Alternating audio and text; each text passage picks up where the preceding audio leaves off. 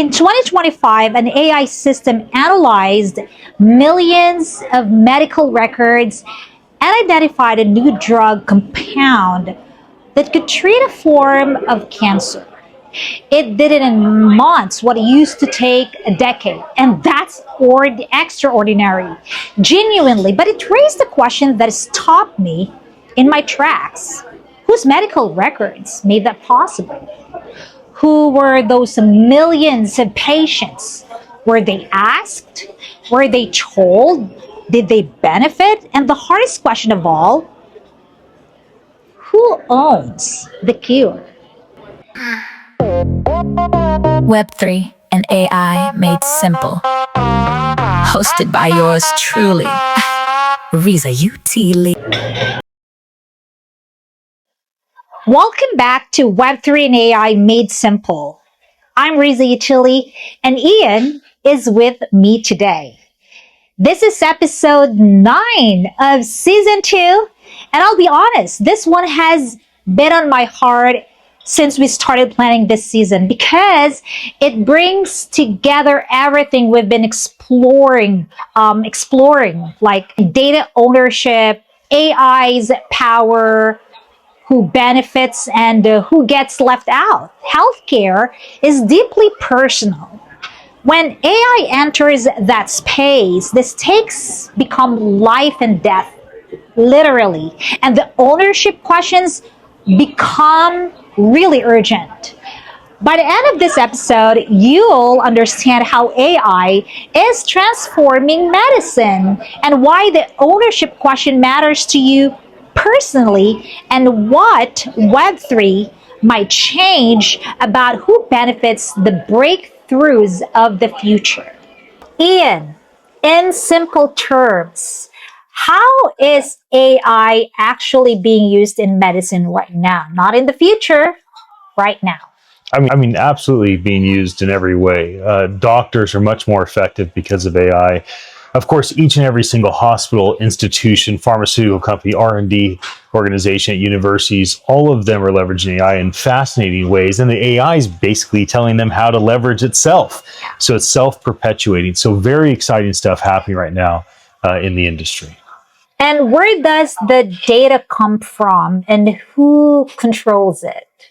So data is coming from Ancestry.com and different, ones that collect our saliva in the mail for different tests, all of our blood tests, all our medical records, all the pharmaceutical companies, all the insurance companies, all of them are collecting data of you and I and everyone else that may be listening to this podcast. So the data is collected in mass. It's our biology, it's our testing, it's our most vulnerable moments of when we're sick or ill or facing some sort of hardship, and all that's being collected, as well as just our curiosity, wanting to know, what's our ethnicity, where do we come from? So all these things together is this big, mass amount of data that has value, that's being brokered and sold and bought and licensed and leveraged in all sorts of fascinating ways. So is it safe? I know that it's helpful to a consumer like you and I to be able to use our saliva or use blood tests. There's also different tests from other organizations to have access to information. And that should belong to us. Yeah. The lack of safety would be what happens to our data. There's been security breaches with some of these organizations. Therefore, our DNA, our genetic code, our makeup, our ancestry, our things that I would assume are much more important to us than social security numbers, driver's licenses, or bank accounts, right? This is about us, the very fabric of who we are. Is our information safe with these big centralized institutions? I would say there's an argument against that. Nevertheless, there's a benefit, and therefore the consumer does the way off, right? Do I give all my data away by using this different service?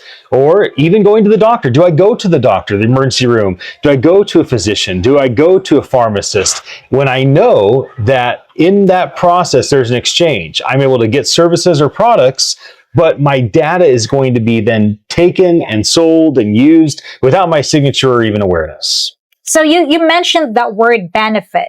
So the ones that really benefit financially are governments, insurance companies, the big monopolies around healthcare, anyone that's creating health products, whether it's medicine that you ingest or it's products that you use.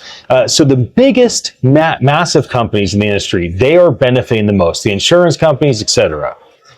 What's the benefit for you and I, or for humanity? Yeah. There's a benefit in that because we've given our data to these companies, whether we've known it or not, and because they've been able to leverage all of the scientific minds now combined with AI's abilities, there are new medicines and new procedures that are now available to humanity because we all participated. So in a sense, humanity benefits because now there's progress in medicine. But financially, it's the massive corporations and institutions that are benefiting. All right, that's actually very helpful. I wanna include Web3 here in this conversation. What do you think could Web3 change about this equation? Well, right now, many people have financial Web3 wallets, right? They put cryptocurrency in it and tokens in it, things of that nature. Not everyone, but a lot of people do. What's available that people may not know is you can have a health wallet. Imagine the significance of having every dental record, every hospital visit, every medicine you've ever taken. What if you even kept all your data from your gym membership? And anytime anything's happened revolving your health, imagine being able to have all the data of the food that you've eaten. If you've used apps to track food, or if you can take in your receipts. And so there's a lot of opportunity around our own data, and having a Web3 independent, decentralized wallet that is owned by the person with all of their medical data, that's really intriguing. Now, the other thing would be for people to be able to leverage that and give consent and take consent away with what happens with their data. We may not want our data to live on Web3 wallets. Like, I may not want all my medical records there. Maybe that's in more of a centralized, protected place. But what I would have on a decentralized ledger or a Web3 blockchain ledger is the ability to have my consent already pre-approved. I do and do not approve of these ways of my data being used. And if my data is used in this way, opting in to being compensated for it. And that's a very exciting thing that can happen for people in the near future, is being compensated for the data that's been used by corporations that are able to extract value from society by raising money, hiring employees, taking the risk of doing the R&D. It's not like these are evil corporations that are doing this necessarily. They go through a lot of risk to get there, but maybe people could also benefit from that by leveraging these decentralized methods. Well, everything that you mentioned sounds exciting and interesting for those people who are already in Web3. I want to be fair. Most of my audience are actually not in Web2, or those old people who are not into it or not using those apps, like what you mentioned, the health apps. So for those that don't understand, I would say most likely there's going to be an institution that helps to create this with you and on your behalf if you give consent. You said there will be. All right. So is any of what you mentioned happening today, or is it still theoretical? Like, what? It's happening just as much as wealthy families setting up investment accounts for their kids. Wow. That's how much it's happening. But just because wealthy families that have the resources and have the CPA and have the financial advisor can set that up for their children doesn't mean that everybody else does it. So the technology is already there, and many people have taken control of their health data, and I would encourage everyone to do so, as you and I have gone through the process. Yeah. So it's available now. What I'm talking about is the ease by which it can be set up for people. Yes. So can you help my audience understand more? Everything that you mentioned, where does it go and who uses it? Do I have a choice, or our audience, do they have choice? Yes, you have choices, and your choices are getting more organized in terms of the right now. A lot of the choices are manual, and so what is in place is the technology is there, but there's a lack of willingness with the big $100 billion corporations in pharmaceutical, insurance, medical, R&D, research, university. There's a lot of, they don't want to lose control and give control back to the people. So even though the technology is there and people that know how to manually set it up have done so, it's not readily available to everyone because it's not just a matter of education, it's also a matter of changing something significant that could have a very profound impact on the way these organizations make money. So it's all there. And my expectation is that there'll be more automation to help each individual human to have sovereignty and have freedom and have ownership over their data and benefit from it and make decisions about it. Even though that's available now, there'll be a measure of automation that'll make it easier for people very soon. Yeah. Yeah. I want my audience to understand more because not only my audience, I have some old friends, ladies talking about AI. So giving our data to this health app that you mentioned, all right, how safe is it? Like, how safe would it be? Our data is already being used, and how safe would it be to people, especially to older people who are actually, to be honest, they're not open minded with AI yet. All right. So how can can you please help my other audience understand how safe it is now? I mean, using these different services are probably, safety is a strange term to use. Okay. I mean, it's safe to use in terms of you could say it's safer than putting your credit card in a website because you don't have any potential financial loss. Yeah. But you could say that putting your credit card in a website and using it is like, of course that's safe. Everybody does it. And if something wrong happens, you can always contact your, whoever extends credit to you and say, hey, AMX, this thing was charge back.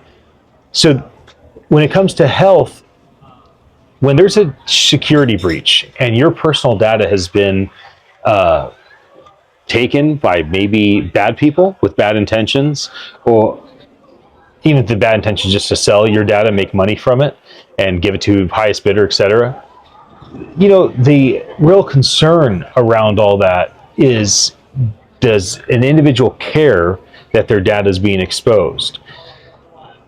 So safety's strange. I think when it comes down to it, there's a benefit for consumers to engage that is good enough that most people are interested. And then there is a certain percentage of people that I absolutely understand where they're coming from. Makes sense. They say, I won't engage with that stuff at all. I'm not going to expose myself. And all those people are saying people that don't have social media accounts and don't share their location on their phone. And, because some people are much more concerned about their privacy. And if you use these different services and if you engage the medical community in a way where you start to let your data be used more freely, you could say that there is a safety concern, but that's mostly emotional safety, most likely right now. Yeah. So before we wrap up, final question. What's one thing you want our audience to remember from this discussion, from this topic today? I would love your audience just to understand that things are getting better around our privacy and data, that there's more accountability than ever, and that your data matters. It is an extension of who you are, your biology, your DNA, your genome code, the things that you faced, your health, whether good, bad, or somewhere in the neutral middle. It's yours. It belongs to you. Companies are using it without you really understanding how, and we're coming into a future where you will be given sovereignty, and your children and their children and their children's children, if humanity is graced with many more generations, as I hope, can be able to at least have control and maybe even benefit from the impact their health data has on humanity to help people heal faster, quicker, because things are happening in hours that used to take years. And so we are accelerating toward a very, very promising future for humanity with all things medical because of the impact of both Web3 and AI. Wow. Thank you very much again for sharing that to my audience. And stay humble, stay human. Okay, go ahead. I'll see you next Tuesday. Take care of yourself. So always remember, stay curious, stay humble, stay human. That's all. Thank you, my love. I'll see you next Tuesday. Take care of yourself. So always remember, stay curious, stay humble, stay human. That's all. Thank you, my love.